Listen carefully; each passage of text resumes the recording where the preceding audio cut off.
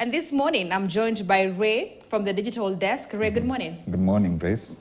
How is this weather taking you? Hey, no comment. Did you find it hard for you to wake up this morning like I did?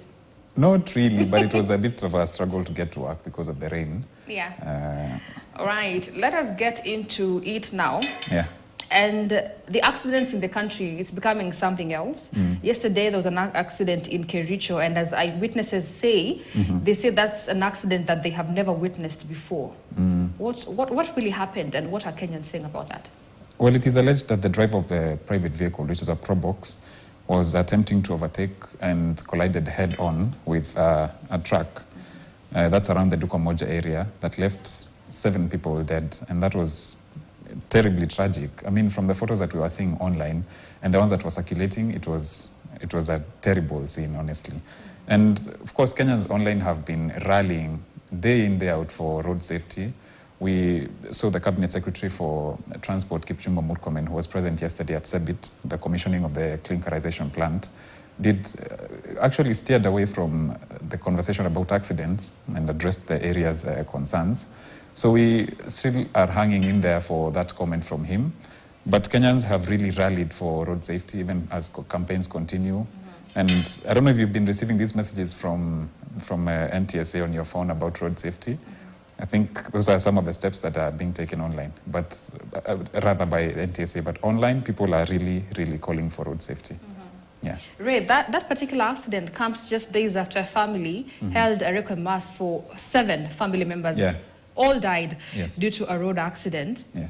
And this is regardless of the government wanting the NTSA to be back on the roads, but nothing really seems to be happening. Yeah. But as Ray says, the campaign is still only also here from the Standard Group. We're campaigning for road safety. Absolutely. We're asking you to please keep safe. Don't overspeed. The destination that you're going to will not move. Yeah. So don't overspeed and just obey the traffic rules.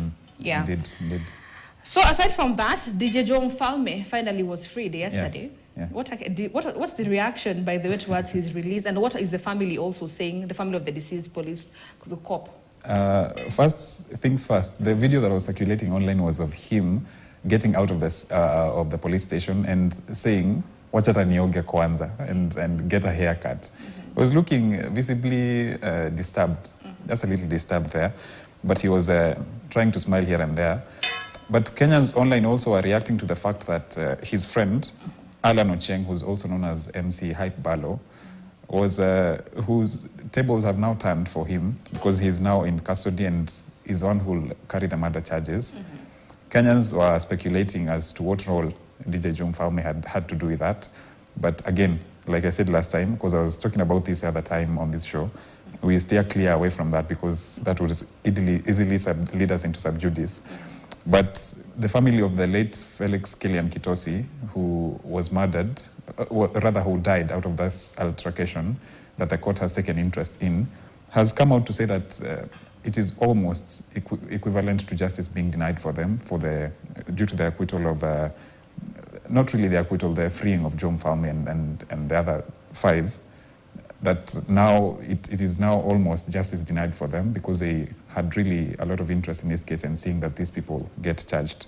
But Kenyans online have welcomed his release, even as a faction of them still feel a bit ish about that release. Yeah. He's now a state witness, yes? Yes, he's now a state witness. I forgot to mention that. He's now a state witness in the case. And we wait to see how that case develops as well and what reactions come around it online. But it was trending because of that particular bit that the video that was doing rounds and the fact that he has now turned state witness. Right, before we wrap up, former media personality Betty Kyallo confirmed closing down her salon, that is Flair by Betty, showing how the tough economic times in the country. Oh, yes. What are people saying about, her coming out and saying, you know what, it is what it is? Betty Kyallo has a huge following on Instagram, and actually a lot of these people who are following her have actually come out to support her and corroborate with whatever she's saying about business being hard.